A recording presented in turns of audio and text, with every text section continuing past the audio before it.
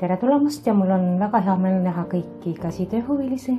Ja tänane video on mul just neile, kes tahavad hakata tikkima ristpistes Sticandis pilte. Ei tea, kust otsast seda kõike alustada. Ma näitan teile ühe komplekti peal, kuidas käib ettevalmistus Stickandiks. Kui te nüüd olete saanud kätte oma esimese tikkimiskomplekti, siis ma soovitan seda, et kõigepealt keetke endale üks mõnus tassike teed või kui te olete kohvijooja, siis tehke üks kohv endale, sellepärast et esimese õhtu veedate te mõnusalt ette valmistades oma tulevast tikkimistööd. Me hakkame koos vaatama, mida on vaja teha ja kuidas lugeda skeemi ja mis ühes komplektis on, et natukene teil oleks lihtsam, et karta tõesti ei tasu. Ma näitan teile seda ühe väikese komplekti peal ja üldse ma soovitan kõigile neile, kes on ükskõik millise käsitööliigiga varem tegelenud, et ei maksa karta ja võtke kohe üks professionaalne ja tuntud firmamärgi töö. Et see töö ei pea olema küll formaadilt suur, ta võib olla esialgu väike. Miks ma soovitan alustada sellise tuntud firmamärgi tööd, mis on ju tegelikult suht keerukad, aga sellepärast, et hästi oluline on see, et esimene tikkand, mis teil valmis saab, oleks nii ilus, et te tahate ka edaspidi tikkida. Ja kui te võtate, leiate kuskilt internetist mingi tasuta skeemi, ostate mingisugused niidid sinna, mulinee sinna, siis see tulemus võib jääda selline keskpärane ja võib-olla teile tikibki siis edaspidi soovi tikkida.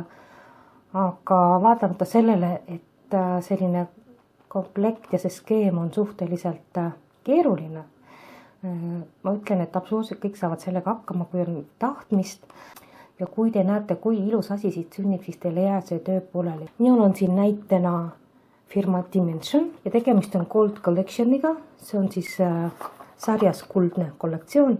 Kuldses kollektsioonis on sellised komplektid, kus on rohkem värve ja nad on keerulisemad. Ja neid on siis suuri töid ja konkreetselt see on mul petit, ehk siis nad on väiksemõõdulised tööd.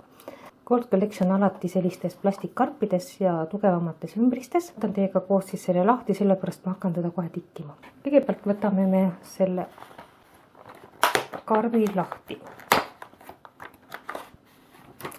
Nüüd esimene asi, mida me kindlasti vaatame. Me vaatame lähemalt seda informatsiooni, mis on meil antud siin kaane peal.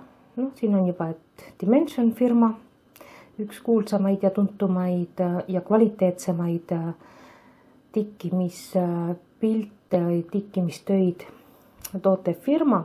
Kirjutatud on siin, et tegemist on töö nimega Charming ja tegemist on see counted cross stitch, tähendab seda, et on tühi puhas kanva, mille peale tuleb siis ise lugeda ja ise need märgistada ja ise loomulikult tikkida.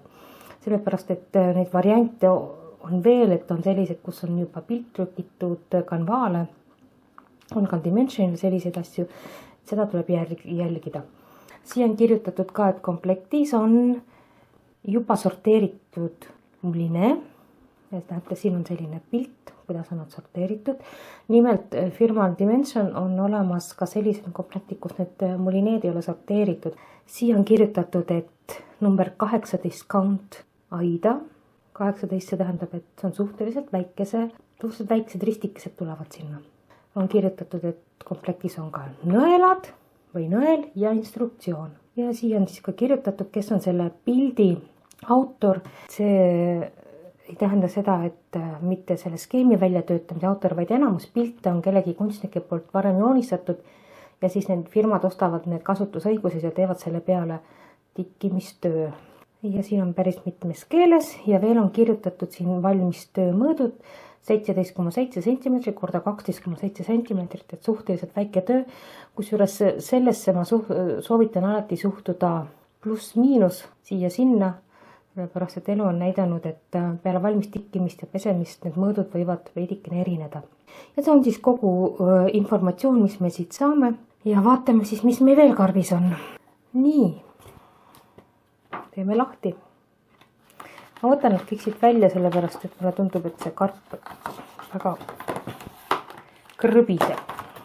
karbis on meil veel mulinee, mis on eelnevalt siis juba ära firma poolt sorteeritud ja kirjutatud on siis siia, nagu te näete, mis numbrit kannab see värvikood. Veel ütlen, et firma Dimension toodab oma mulinee ise. Et selle numbrikoodi järgi te ei saa minna tavapoodi ja osta lisaks mulineed, kui teil lõpeb otsa, siis te peate sinna firmasse kirjutama ja vähemalt nad lubavad, et nad saadavad puudu oleva mulinee juurde. Siin on siis 2 ribamulineedega ja kokku on värve 1, 2, 3, 4. 25 värvi on siin kokku. Igat värvi on siis nii palju, nagu tööstada umbes vaja läheb ja firma Dimension mulineed on kõik 91 cm pikad, sellised hästi pikad. Ja kartke nad ei lähe segamini, siit niimoodi saab nad ilusti lahti arutada. Pärast me tuleme nende juurde tagasi. Veel on pakendis oli kirjutatud, et on nõelad ja kui te vaatate, siis te näete, et siin on lausa 2 nõela. Sellepärast on siin 2 nõela, et üks nõel see suurema peaga siin mulineega tikkimise jaoks, aga see teine nõel väiksema peaga on tikkpiste tegemiseks ja coaching uks pärast ma räägin, mis need on. Ja siin on nad märgistatud ka, mis on mis.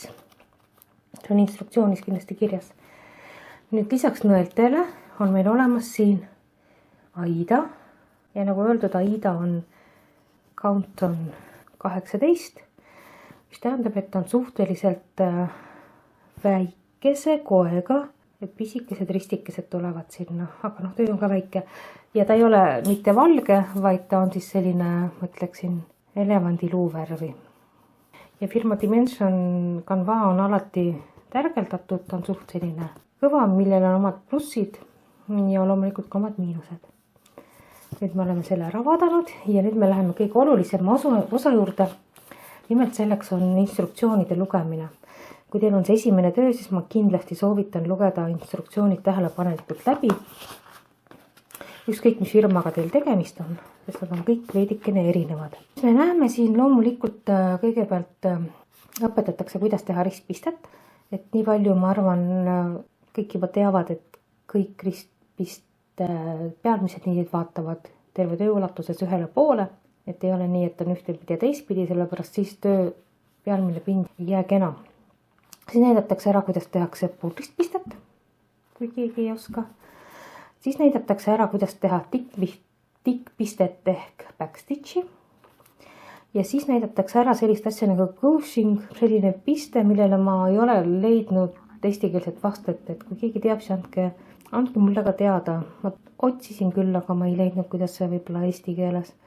Need on siis 4 pisteliiki, mis tõenäoliselt on siin töös, sellepärast et tegelikult neid pisteliike on palju rohkem, mida kasutatakse töödes. Ja läheme edasi, vaatame järgmist lehekülge. Siin on veel see informatsioon, et tegemist on USA firmaga, aga tootmine on nüüdseks kulude kokkuhoidmise mõttel viidud üle Hiinasse. Mis ei tähenda, et see mingi piraat või koopia oleks. Ja siin on meil skeem, mida ma vist ei tohi näidata, ma natuke udustan teda, aga ma näitan teile lähemalt mõnda skeemi osa. Dimensioni skeemid on selle poolest head ja hästi kiidetud, et nad on hästi selged. Neil kasutatakse 3 värvi, sinine, must ja punane. Ja skeem on nii hästi läbi töötatud, et ei ole üksikuid ristikesi vaja kuskile teha. Et selle tikkimine pidavat olema lust ja lillepidu. Ja ma täiesti usaldan teiste tikkijate kogemusi. Nüüd veelgi tähtsam on olemas selline võti. Jällegi soovitan see läbi lugeda ja siin on päris mitmes keeles kirjutatud ja siia on siis kirjutatud seda, et Aida kanva kindlasti ääred ära töödelda. Kas teil on siis overlock kodus või teete siksakiga masinaga või teete käsitsi. Ma olen kuulnud variante ka, et kasutatakse küünelakki, kasutatakse liimi, teipi. Mina olen õmblusmasina siksakiga need ääred üle teinud ja täitsa töötab. Ta lihtsalt hakkab hargnema muidu. Ja on kirjutatud ka, mis järjekorras seda tööd hakata tegema. Kõigepealt tuleb tutvuda skeemiga ja seda me oleme juba natuke teinud. Siis on siia lisatud veel, et kui on tühjad ruudud skeemil, see tähendab, et neid ei tikita, need jäävadki, aluskanva jääb paistma. Ja teisel pool on siis võti, see on nüüd hästi oluline osa skeemist. et te näete siin üleval on üks number ja see on kood ja see on nimelt värvikood, näiteks siin on 15375 ja ma otsin, kus on olemas selle niidi organisaatori peal. Vabandan, ma ei oska eesti keeles öelda kuidagi. Ja me näeme siin seda, et siin on 6 kimpu mulineed. Siin on kirjutatud selle värvi kirjeldus, light gold, hele kuldne siis. Ja me näeme seda, et skeemil on ta märgitud sellise kahvliga. Ma soovitan teile need märgid joonistada võib-olla siia papi peale, et teil on lihtsam siis üles leida, sellepärast et otsida siit ja siit niimoodi paralleelselt on suht tülikas, et see on teie üks ettevalmistusaeg, kulub sellele, et märkida ära siis siit võtmelt, kuidas need skeemi peal need mulinee värvid on, millisel kujul. Nüüd jälgida tuleb sellist asja, et näete, siin on värv ja siis on siin 2 tulpa. Esimeses tulbas on ristpiste, aga teises tulbas on pool ristpiste. See tähendab seda, et näiteks kui me võtame siit sellise värvi 17981, mis on siis sinine, aeg-ajalt teda tehakse ristpistes ja aeg-ajalt tehakse pool ristpistes ja sel juhul on ühel samal värvil 2 erinevat märkiskeemil kasutusel. Et siin on ristpiste ja pool ristpiste, et seda kindlasti tuleb jälgida. Siis on siin veel taga, näete, on üks väike number 2, 3 ja vist on mõnes kohas ka 1. Mida see näitab? See näitab mitmekordse niidiga te tikite. Et te võtate siis siit mulinee kimbust, eks ole, ühe niidi välja ja kindlasti võtate ühe kaupa. Võtate ühe niidi. Sel juhul võtate 2 korda 1 niit. Ei võta 2 tükki korraga, sest rissid jäävad ilusamad, kui nad on eraldatud. Või seda pool ristpistet näiteks siin teete te 3-kordse niidiga. Aga seda teete te 1-kordse niidiga. Et seda peab nüüd hakkama jälgima, et mitu niiti on tarvis võtta, kas te teete taga ristpistet või pool ristpistet. Siis on siin veel selline variant, näete, 15360. Ei olegi märki kirjutatud, on kirjutatud, et seda värvi kasutatakse ainult kombineerituna. Ja selle juurde me kohe jõuame. Teine tabeli osa ongi siin kombineeritud värvide kohta. Ja neid on ka praktiliselt kõikidel skeemidel. Ja kombineeritud värvid tähendab seda, et näete, siin on 2 värvi. Võetakse 1 niit ühest värvist ja 1 niit sellest teisest värvist ja tikitakse need 2 värvi koos. Neid nimetatakse ka blendideks, sellised värvimiksid 2 või 3 vahest isegi erinevast värvist. Ja siin on terve tabel siis nendest blendidest. Et siin on näiteks veel huvitav variant, et pool ristpiste, eks ole, vaatame. Ja ühte värvi on 1 niit ja teist värvi on 2 niiti. Ja skeemil on siis H-tähega. Et natukene tuleb siin vaadata neid asju. Ja 3. tulp siin me näeme on jällegi värvi kood, värvi nimetus ja on tavaliselt ongi selliste kriipsukestena on siis tikkpiste ehk backstitch, mida võidakse teha siin kas 1 või 2 niidiga. Ja siis siin on ainult üks variant seda coachingut, mida siis tehakse natuke teistmoodi kui tikkpistet. Nüüd edasi, mida me edasi teeme, kui me oleme selle selgeks teinud endale, me muidugi pähe ei õpi seda, me lihtsalt tutvume sellega. Edasi võtame ette me oma kanva ja enne kui me tikkima hakkame, siis vaatamata sellele, et siin oli kirjutatud umbes kui suur see pilt tuleb, ma soovitan sellesse suhtuda veidikene niimoodi, mitte väga millimeetri pealt tõsiselt võtta.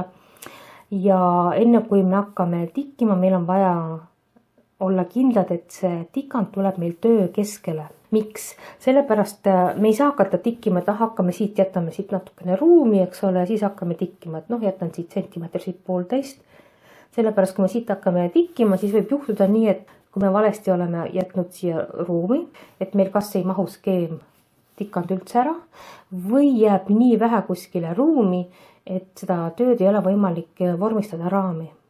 Sellepärast peab töö olema täpselt keskel, et igale poole jääks võrdselt vaba kanvaad vormistamise jaoks. Ja selleks on meil vaja märkida ära töö keskkoht.